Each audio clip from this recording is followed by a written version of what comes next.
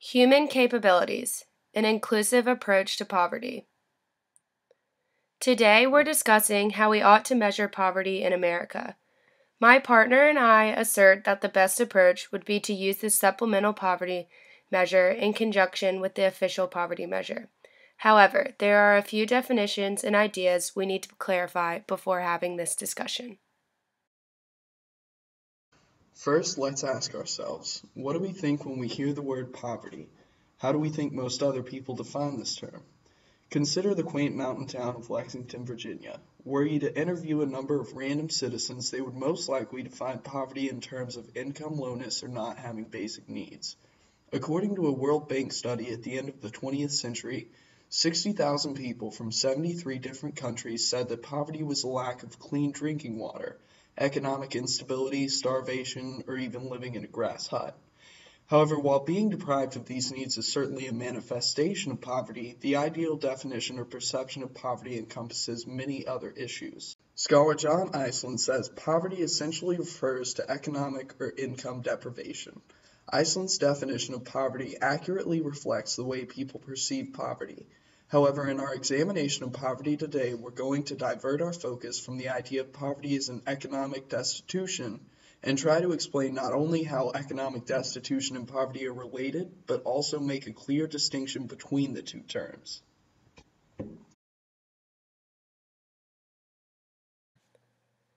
Poverty is defined most broadly as not having the combined capabilities to achieve self-actualization given the appropriate functions. In American society, this is often related to or causing income deficiency. This means that one of our best means of measuring poverty is in terms of individual economic well-being and their FCSU needs, because of the strong correlation dictated by our times between poverty and income lowness. Let's talk about a couple of other key terms for our understanding of poverty. The first and most important is the principle of human dignity. This causes us to ask an essentially unanswerable question: what makes a good life? What does it mean to have dignity? As Americans, we assert by participating in the social contract that dignity and freedom or liberty are synonymous. Our freedom of choice and self-definition are key to our dignity because they allow us to actualize or achieve our self-defined potential.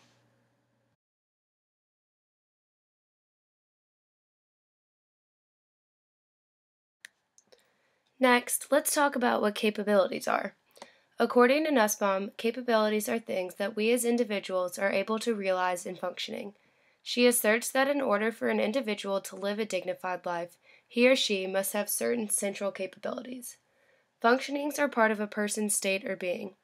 According to Sen, things individuals implement based on their set of capabilities are their functionings. We think capabilities are important in understanding poverty because we are finding a more accurate assessment to individuals' quality of life. Nussbaum supports this approach to defining poverty in terms of capabilities when she says, the approach takes each person as an end, asking not just about the total or average well-being, but about the opportunities available to each person.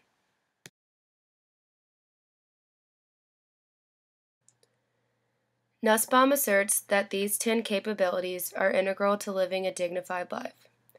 Life, bodily health, bodily integrity, senses, imagination, and thought, emotions, practical reason, affiliation, other species, play, and control over one's environment.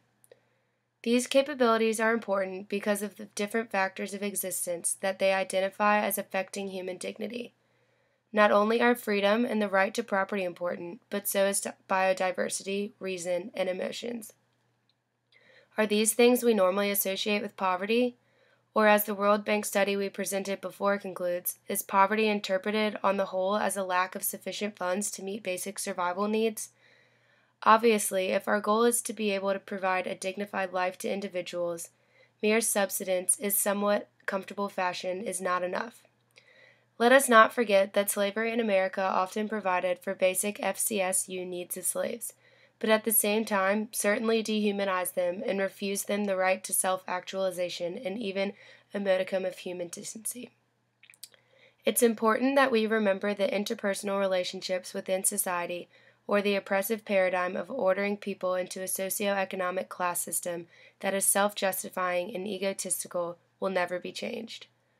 Without the perspective of human dignity, there is no real moral or even practical justification for those not in poverty to care about or to try to understand the issue.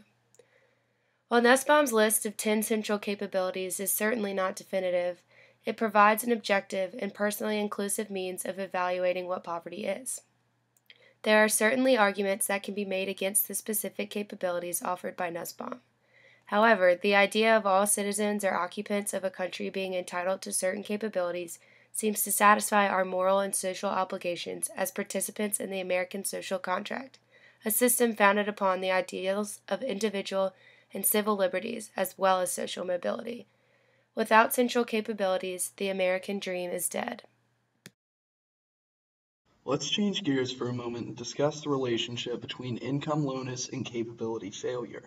Capability failure is the term most definitive of poverty. Yet, as we said earlier, income lowness seems to be the term that is most closely associated with poverty. This graphic illustrates the cyclical and systemic nature of the relationship between poverty and income. Low or insufficient incomes in modern societies are obviously limiting and causing capability failure. However, income is not necessarily part of Nussbaum's central capabilities, even though property is considered. Additionally, capability failure is not essentially a result of income lowness. It is important to understand, but not misinterpret, the interwoven relation between capability and income.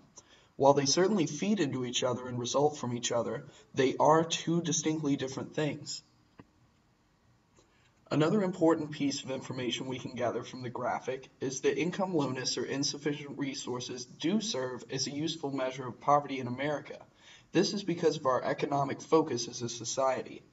In America, you cannot own land, ride the bus, eat, be clothed, have shelter, or even hope to achieve social inclusion without the necessary amount of resources, in our case, dollars.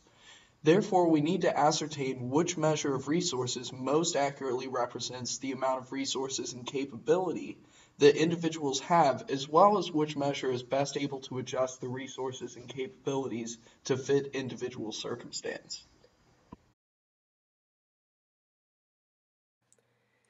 Today, poverty is measured by the OPM, or the Official Poverty Measurement.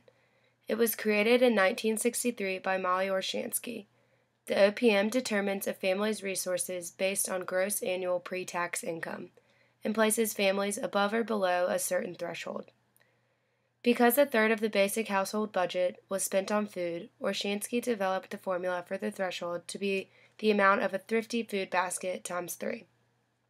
This is very outdated and inconsiderate. Today, Americans spend the majority of their budget on housing. The OPM does not include any non-cash benefits or non-discretionary expenses, such as medical out-of-pocket expenses, when measuring a family's resources. The OPM does not make any adjustments for geographical expenses and does not consider increasing cultural trend of cohabitation. The poverty line drawn from the OPM also does not give us any indication of the depth or nearness of poverty. It is absolute and does not tell us how people are doing relative to others. Although there are many things wrong with the OPM, it provides a safety net and a policy tool. The Supplemental Poverty Measure provides a more current and accurate understanding of poverty in the United States. Instead of defining the threshold to be thrifty food basket, the SPM measures the 33rd percentile of money spent on FCSU needs multiplied by 1.2. There are adjustments for geographical differences in housing costs and an equivalent scale for family composition.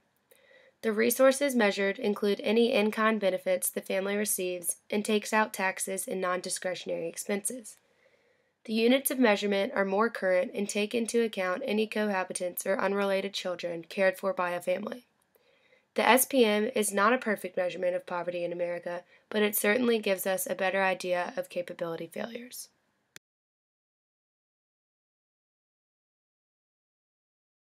So, if we are not satisfied with the way poverty is being measured today, how should we measure poverty?